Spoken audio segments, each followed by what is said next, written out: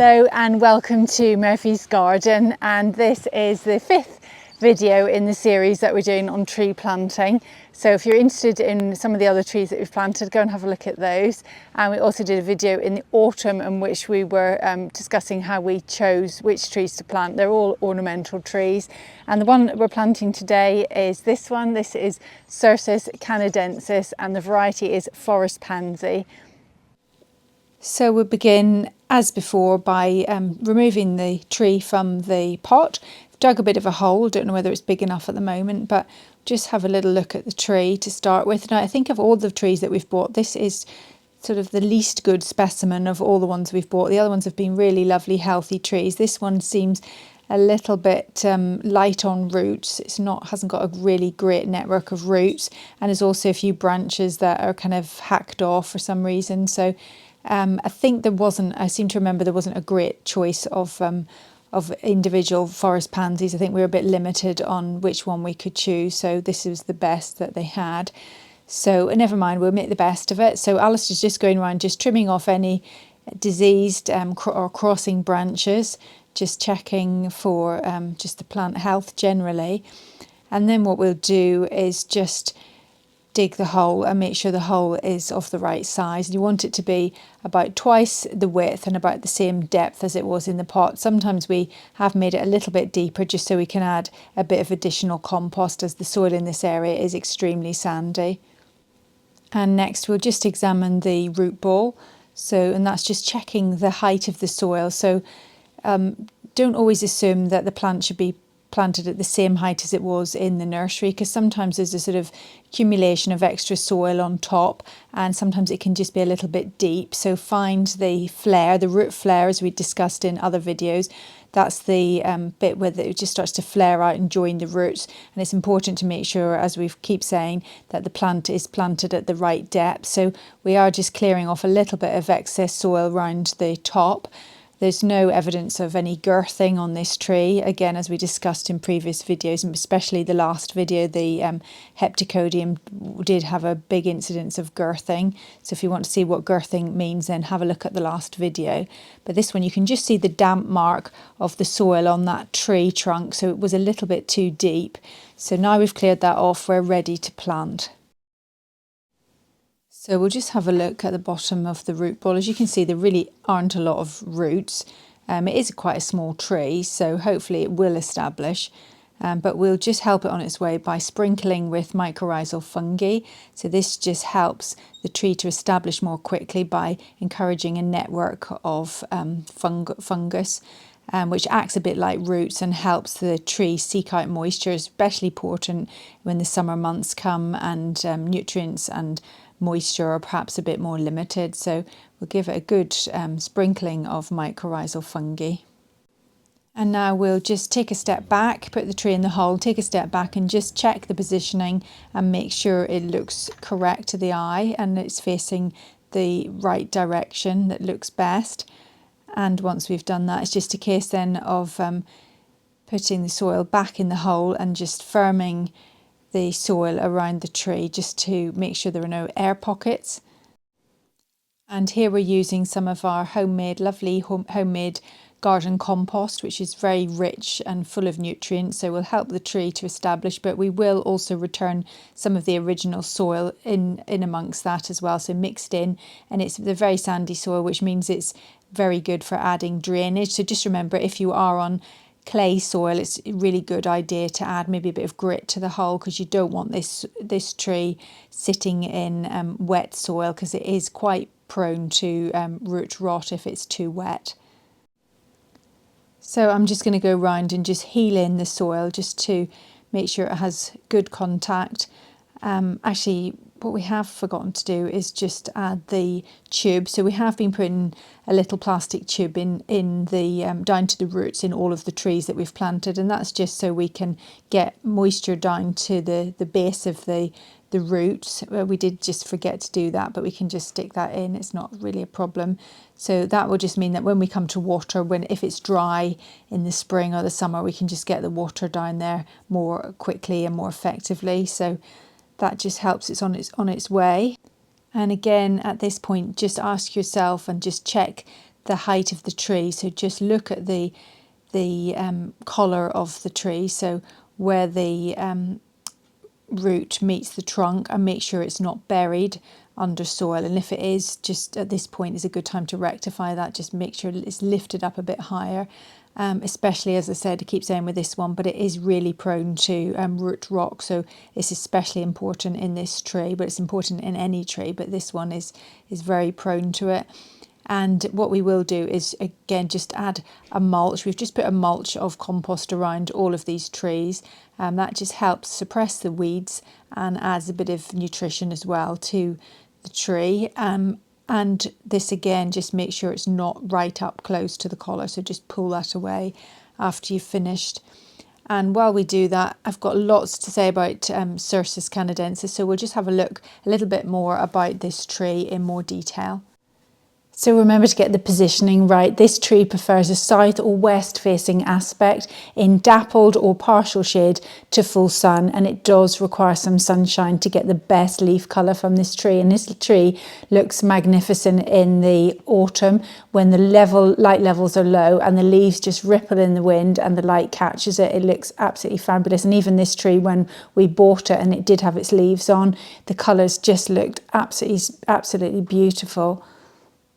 So it's a few weeks later, and as you can see, the tree is all planted, and we'll just monitor it growing. It has got these sort of hacked off branches for some reason, so it wasn't the best specimen, but we'll monitor it as it grows over the coming years. So a lot of you joining us from America, northeastern parts of America and Canada, will be very, very familiar with this tree and know it far better than I do. It's known as Eastern Redbud because it's a reportedly spectacular sight in spring in this part of the world, because it appears in woodlands and all along roadsides with these beautiful pink pea-like flowers which open in spring, and they vary from pinks and reds, and some varieties are white as well, so it's apparently a lovely sight. So Cercis is rapidly becoming by far the most popular and important member of its genus, and very valuable to us gardeners, not just because it has these lovely flowers, but also for its leaf colour and form. Its common name is Eastern Redbud, and for that reason, and it's called Cercis because it comes from the Latin word cursus, which means weaver's shuttle, and it's called that because Cercis do produce little seed pods which resemble a weaver's shuttle. So learning the botanical names is really key to understanding more about the tree, the way it grows. And Cercis canadensis, which is what this one is, means it comes from Canada, or as I say, northeastern parts of America. So it's really helpful learning botanical names because it just gives you bits of a clue as to what to expect from your new tree. So this species, Cercis, is rapidly becoming the most important member of its genus, and it's growing not just for the lovely little pink flowers, but also the beautiful attractive foliage too. And over the years, breeders have been busy selecting a range of fabulous combinations of flowers and foliage variations which we can enjoy in our gardens. Depending on what effect you want, there are various Cercis to choose from. There's Cercis silquestrium, which is also known as the Judas tree, a lovely, lovely tree. Perhaps in the UK more suitable to the southeast because it likes hotter, drier conditions. There's also very rare varieties such as Afghanistan Redbud, which is much more unusual. But for this video, we're going to focus on Cercis canadensis, and this one in particular is called forest pansy. And it's called forest pansy because it was bred in a nursery in America called Forest Nurseries, and the man who bred it thought that the leaves resembled the colour and the form of a pansy flower, so that's where it gets its name from. So I was doing a bit of tidying up, and I came across this article in the Garden magazine. So this is the RHS magazine that comes out every month, and this is an old copy from April 2022, and it had a whole article all about Cercis, which was very apt as I was just happened to be doing research for this video. So in it lists out some varieties that you may find interesting. It talks about got different cercis like Silquestia and the Judas tree, but focusing on the canadensis, I'll just go through some varieties that may be of interest depending on the look you're after in your garden. So Cercis canadensis, Hearts of Gold, is a lovely one. It's got these kind of gold tinted foliage, sort of yellow foliage with purple tinges to the leaves. That looks nice if you're after this sort of green gold colour in your garden. It gets to about 5 metres in height. Then there's Cercis canadensis Merlot, and I heard of that one, but I didn't know it's a cross between this one that we've got, the forest pansy, and another Cercis canadensis texensis, which tells us it's from Texas, and that lets us know that it will tolerate drought. So it's a much more drought resistant variety, and they've bred it with this one, and so it produces similar leaf colour, but it is more drought tolerant. So if you're in a drier part of the country or the world, then that's one to consider. An interesting one is alley cat, if you like variegated leaves. This one comes through with white and green variegated leaves in spring, which turn more green as the year progresses. That's nice if you've got a dark spot in the garden and you're planting it against a sort of dark hedge or a dark wall or something like that. It will really pop and stand out against that dark background. Then we've got forest pansy. Then another forest pansy is an AGM awarded, RHS AGM awarded tree, as is the next one, which is Ruby Falls. And Ruby Falls combines the lovely purple colour leaf of the forest pansy, but it has a weeping habit. So if you want this lovely cascade of leaves sort of falling down to the ground, that would be a lovely one to look at.